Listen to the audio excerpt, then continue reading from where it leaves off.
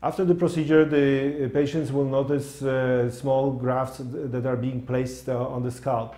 The typical outcome is that within a few weeks, the visible hair that was transplanted disappears, because the hair goes into the stage of the dormancy, which means that the follicles are still present, but the grafts are gone.